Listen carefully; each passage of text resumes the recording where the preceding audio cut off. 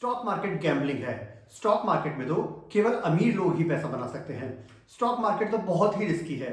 अगर आपने भी ये सब बातें सुनी है तो आज की वीडियो केवल आपके लिए है, क्योंकि आज की इस वीडियो में मैं आपको बिल्कुल सिंपल सी लैंग्वेज में बताने वाला हूं कि स्टॉक मार्केट होता क्या है, कैसे लोग स्टॉक मार्केट से पैसा बनाते हैं, वो कौन से ऐसे मिथ हैं, कौन से मिसकंसेप्शन हैं जो आपको स्टॉक मार्केट में निवेश करने से रोकते हैं, और कैसे बिगिनर्स स्टॉक मार्केट में अपने निवेश की जर्नी शुरू करते हैं। तो बने रहिए वीडियो के अंत तक।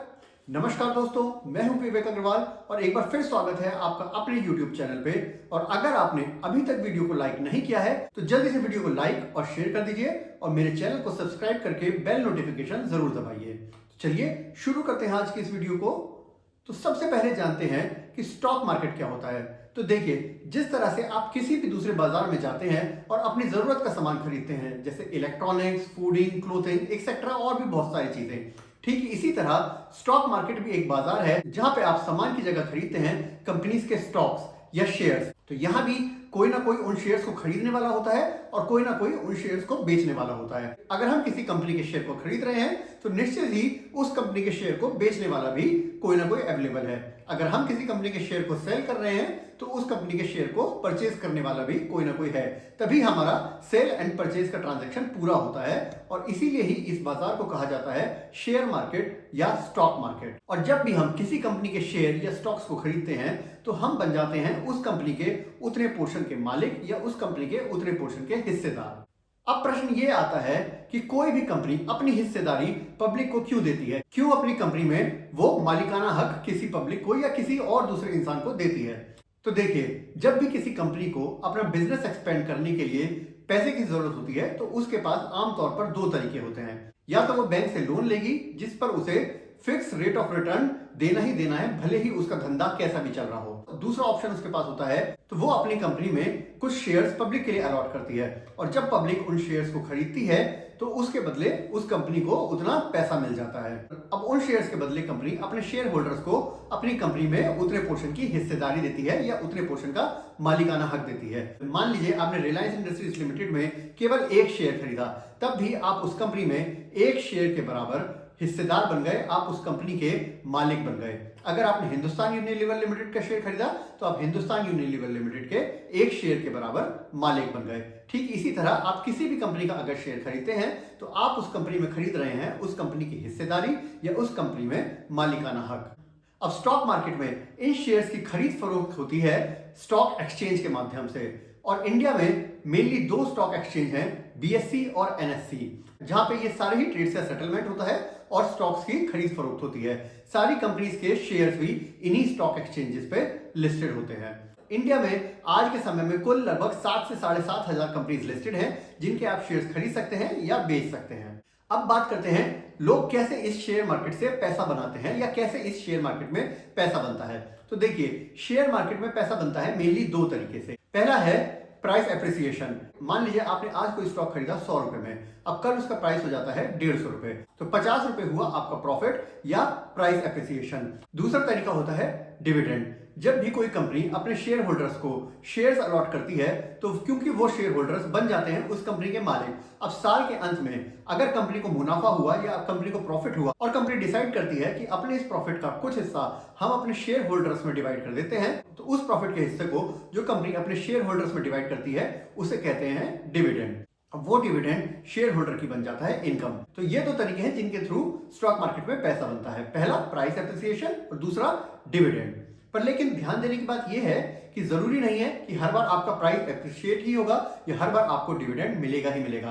अगर कंपनी को लॉस होता है या कंपनी की परफॉर्मेंस अच्छी नहीं होती है तो आपके शेयर का प्राइस डाउन भी हो सकता है, और अगर कंपनी को प्रॉफिट हुआ ही नहीं तो वो डिविडेंड देगी कहां से। तो जरूरी है निवेश करने से पहले आप उस कंपनी को अच्छी तरह समझ लें और अपनी नॉलेज को थोड़ा सा एनहेंस करें, उसके बाद ही किसी कंपनी में निवेश करें। अब बढ़ते हैं कॉमन मिथ्स के बारे में। वो कौन से मिथ हैं, कौन से मिसकंसेप्शन हैं जो आपको स्टॉक मार्केट में निवेश करने से रोकते हैं। तो मिथ नंबर 1 कि स्टॉक मार्केट तो बहुत रिस्की है, यहां तो सारा पैसा डूब जाता है। क्या ये सच है? जी हाँ, ये बिल्कुल सच है। स्टॉक मार्केट रिस्की है, लेकिन अगर आप बिना रिसर्च करे स्टॉक मार्केट में निवेश करते हैं तब स्टॉक मार्केट बहुत रिस्की है। ये बिल्कुल ठीक वैसा ही है जैसे आप बिना ड्राइविंग सीखे रोड पे कार को लेकर निकल जाएं, तो डेफिनेटली ही आपके एक्सीडेंट के बहुत ज्यादा चांसेस हैं।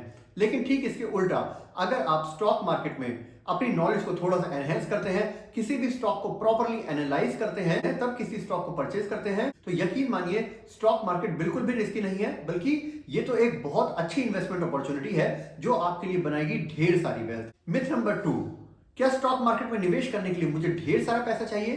तो ऐसा भी बिल्कुल नहीं है, बल्कि मैं तो आपको रेकमेंड करूंगा कि शुरुआत में जितने थोड़े पैसे से निवेश करना शुरू करेंगे उतना ज्यादा अच्छा। आप थोड़े पैसे से निवेश शुरू करिए और धीरे धीरे जब आपको एक्सपीरियंस हो जाए, जब आप मार्केट को समझने लगे, जब आप इंडस्ट्रीज को, कंपनीज को समझने लगे, तब आप उस हिसाब से अपना निवेश का अमाउंट बढ़ा सकते हैं। शुरुआत में जितने छोटे अमाउंट से आप निवेश करेंगे उतना अच्छा। तो स्टॉक मार्केट में आपको निवेश के लिए बिल्कुल भी ढेर सारा पैसा नहीं चाहिए।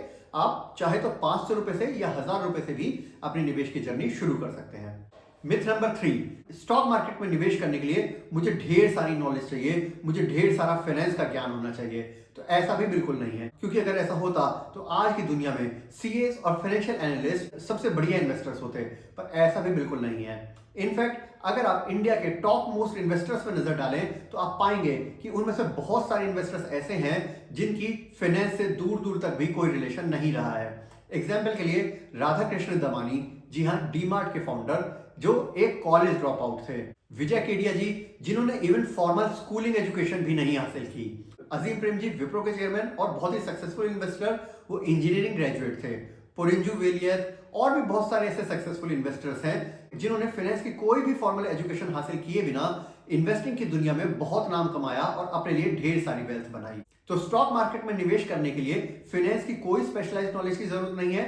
आपको जरूरत है केवल बेसिक से कॉमन सेंस की, थोड़ा सा कंपनीज को और इंडस्ट्री को समझने की, थोड़े से पेशेंस की और लॉन्ग टर्म विजन की। अगर आपके अंदर ये 4 क्वालिटीज हैं तो यकीन मानिए आप स्टॉक मार्केट से ढेर सारा पैसा कमाने के लिए बिल्कुल तैयार हैं। मिथ नंबर 4, स्टॉक मार्केट से रातों रात अमीर बना जा सकता है। तो ऐसा भी बिल्कुल नहीं है।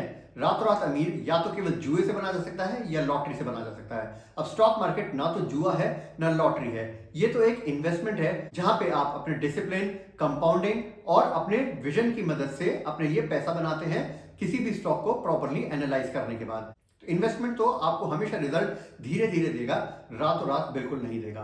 तो कितना रिटर्न आप इस स्टॉक मार्केट से एक्सपेक्ट कर सकते हैं?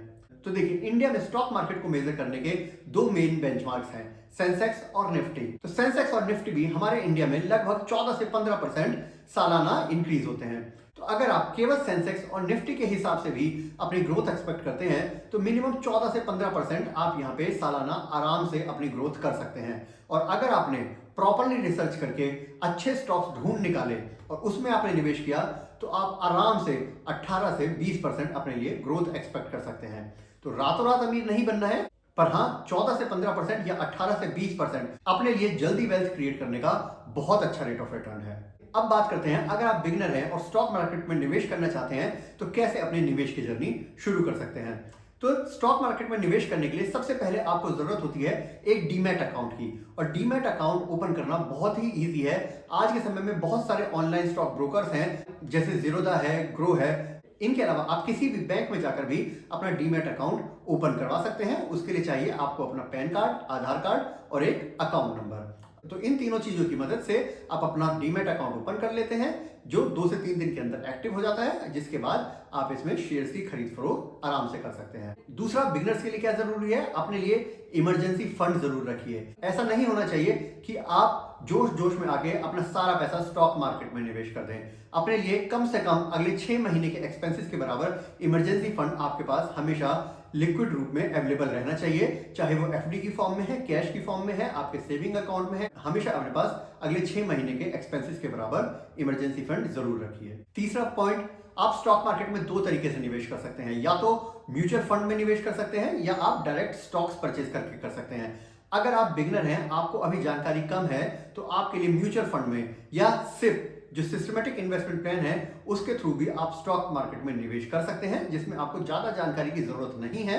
और अगर आप थोड़े से एक्सपीरियंस हो चुके हैं, आप मार्केट को थोड़ा समझते हैं, तो आप डायरेक्ट स्टॉक्स भी खरीद सकते हैं साथ ही आपको स्टॉक मार्केट में रखना पड़ेगा लॉन्ग टर्म विजन। आपको अपनी लॉन्ग टर्म सोच रखनी पड़ेगी, क्योंकि शॉर्ट टर्म में स्टॉक मार्केट काफी वोलेटाइल होता है। ऐसा जरूरी नहीं है कि आपने आज स्टॉक खरीदा और 1 महीने बाद वो स्टॉक आपका बढ़ जाएगा। हो सकता है 1 महीने बाद उसकी वैल्यू घट जाए या वो 50% या 50% से भी कम रह जाए। पर अगर आपने प्रॉपर रिसर्च करके अपने स्टॉक को खरीदा है और उसे लॉन्ग टर्म के लिए आप होल्ड करते हैं, तो निश्चित ही आपको स्टॉक मार्केट अच्छा रिटर्न देता है। कभी भी उधार लेकर स्टॉक मार्केट में निवेश ना करें। हमेशा जो भी पैसा आपके पास सरप्लस है, जो आप लॉन्ग टर्म के लिए छोड़ सकते हैं, उसी पैसे को अपना स्टॉक मार्केट में निवेश करें।